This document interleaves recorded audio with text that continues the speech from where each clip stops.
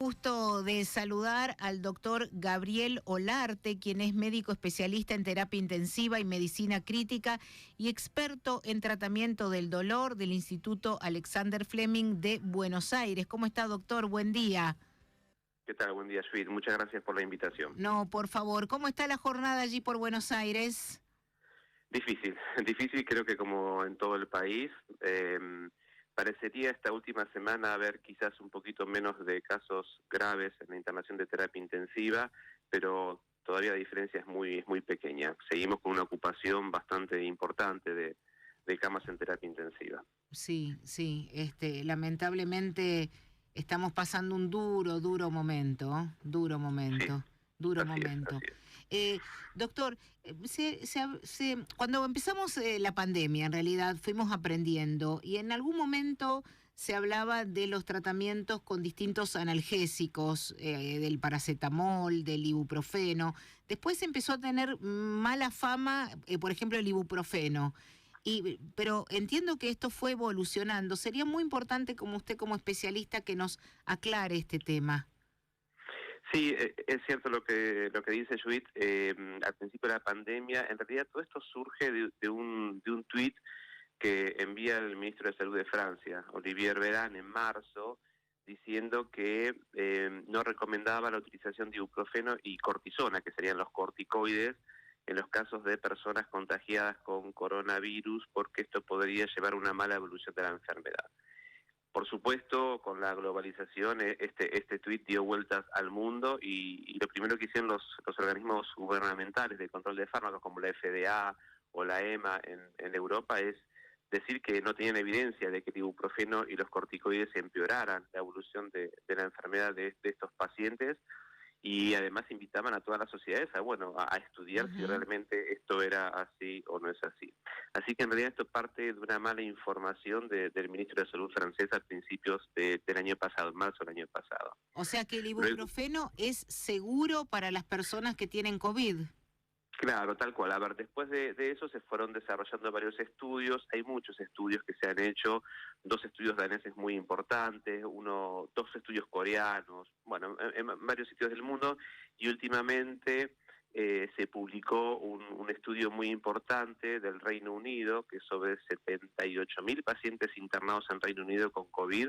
Lo que hicieron fue tomar 4.000 pacientes que habían recibido en las 2 semanas previas a la internación ibuprofeno, y los compararon contra otros 4.000 pacientes que no lo habían recibido. Y lo que vieron es que no había ninguna relación en la mala evolución, esto significa neumonía grave con requerimiento de oxígeno o de asistencia respiratoria mecánica, en aquellas personas que consumieron ibuprofeno previamente. Lo mismo, hay estudios que hicieron algo similar comparando antiinflamatorios, porque el ibuprofeno forma parte de un grupo muy grande que se llaman antiinflamatorios no esteroideos. Sí. Así que hay otros trabajos que comparan los otros antiinflamatorios, diclofenac, ketorolac, naproxeno, etcétera, y vieron los mismos resultados. No hay ninguna relación con la mala evolución de la enfermedad por coronavirus. O sea que hasta el momento, y con la evidencia médica y científica publicada, no tenemos ninguna evidencia de que el ibuprofeno y los otros antiinflamatorios lleven a una mala evolución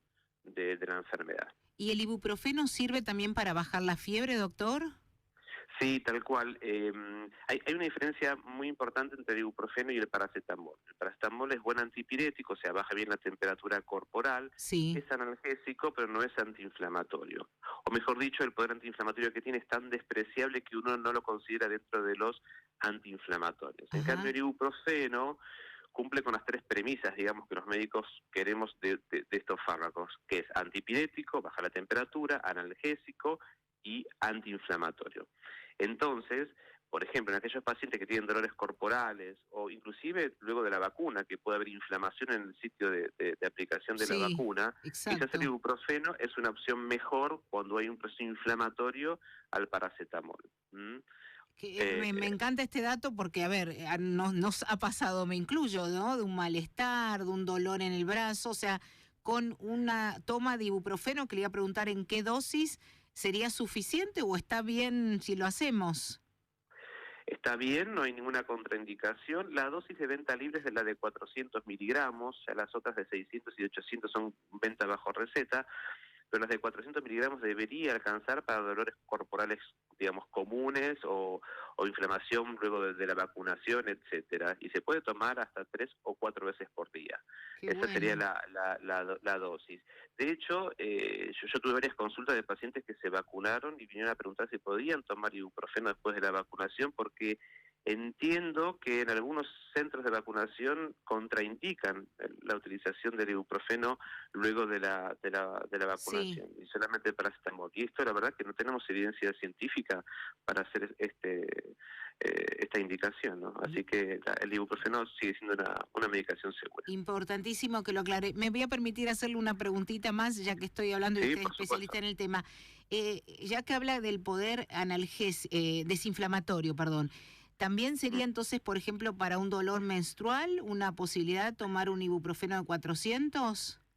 Es la elección, el ibuprofeno, porque la dismenorrea primarias, o secundarias, perdón, que son las que Sí. suceden con la menstruación, en los estudios que se han publicado de los antiinflamatorios vieron que el que mejor respuesta tiene es el ibuprofeno. Ah, Por eso ustedes verán bien. muchas marcas para trastornos, digamos, para dismenorrea femenina que dice ibuprofeno combinado con algunas otras medicaciones. Pero es la elección en la dismenorrea, que es el dolor menstrual. Bien, bueno, buenísimo, me alegro de escuchar esto. La verdad que o sea, no sabía que era que servía tan puntualmente para este caso.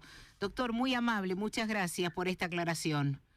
Por favor, Judith, un gusto, un placer. Igualmente, charlamos con el doctor Gabriel Olarte, médico especialista en terapia intensiva y medicina crítica y experto en tratamiento del dolor del Hospital Fleming de Buenos Aires. Estamos en Clima de Radio por LB10.